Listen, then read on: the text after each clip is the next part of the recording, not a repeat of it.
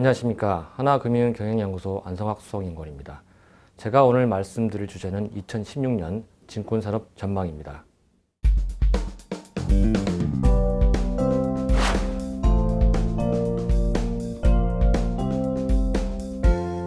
2015년 증권산업의 수익성은 지난해에 이어 개선되는 모습이었습니다. 우선 주식거래가 큰 폭으로 증가했고 레버카운트, 파생결합 상품, 신탁 등 자산관리 수요 증가로 인한 수수료 이익이 증가하면서 수익성이 개선되었습니다. 다만 하반기 들어 주식거래가 정체되고 파생결합 상품 판매 부진과 운용 실적 악화로 다소 부진한 모습을 보였습니다. 그러나 2015년 전체로 봤을 때는 순이익이 2014년 대비 2배 이상 증가하는 등 수익성이 크게 향상되었습니다.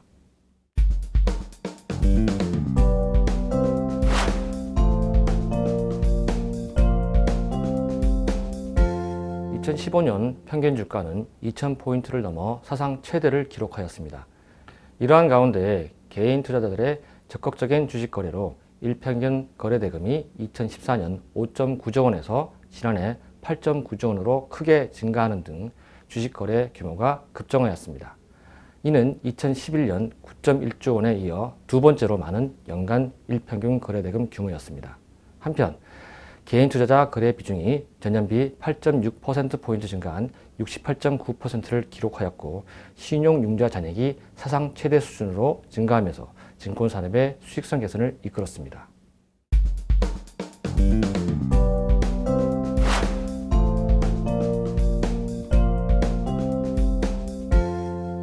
저금리, 저성장 기조가 지속되면서 전문적인 투자 노하우를 활용하는 자산관리 상품에 대한 관심이 지속되었습니다. 대표적인 상품인 레버카운트의 계획 자산 규모는 지난해 10월 말 기준으로 89.2조 원을 기록하여 연초 대비 24.5%나 증가하는 등 빠른 성장을 보였습니다. ELS 및 DLS 발행 규모도 지난해 대비 증가하는 등 성장세를 지속하였습니다. 그러나 하반기 들어 중국 증시 및 원자재 가격 급락 등으로 파생결합 증권 발행이 위축되었습니다. 이는 하반기 증권사의 실적 개선세를 둔화시키는 요인으로 작용하였습니다.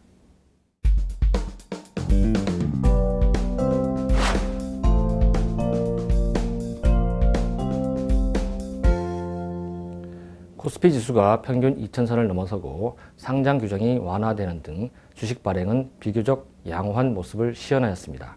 기술 및 바이오 업종을 중심으로 IPO 물량이 증가하였고 유상증자를 통한 자금 조달도 증가하였습니다.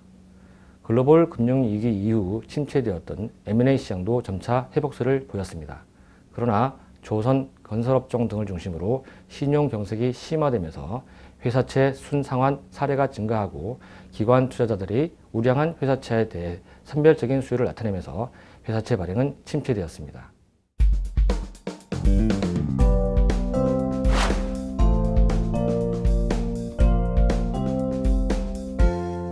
대내외 불확실성 확대의 영향으로 2016년 증권사 수익성은 약화될 것으로 전망됩니다. 대내외 불확실성으로 인해 주식거래, 자산관리 상품 등 그 규모가 크게 증가한 2015년에 비해 감소할 것으로 보입니다. 다만 저금리 기조로 금융투자 상품에 대한 수요가 어느 정도 유지되면서 수익성이 크게 악화되는 것을 제한할 것으로 예상됩니다.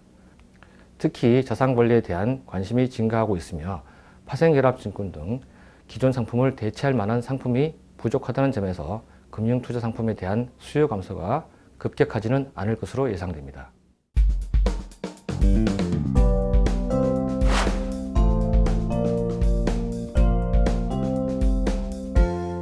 증권사의 자금 조달 수단 중에서 환매 조건부 채권 매도 및 파생결합 증권 매도를 통한 규모가 증가하고 있습니다. 이는 증권사들이 자산관리 부분 영업을 강화하면서 나타나는 현상입니다. 이에 따라 증권사들의 채권 보유액도 크게 증가하였습니다. 2008년에 82조 원이었던 것이 2015년 9월 말에는 174.8조 원으로 2배 이상 증가하였습니다. 수익 구조에서 이자의 규모가 크게 증가하고 있으며 금리 상승에 따른 채권 운용 손익의 변동성이 확대되어 증권사 수익성에 대한 영향력이 증가하고 있습니다.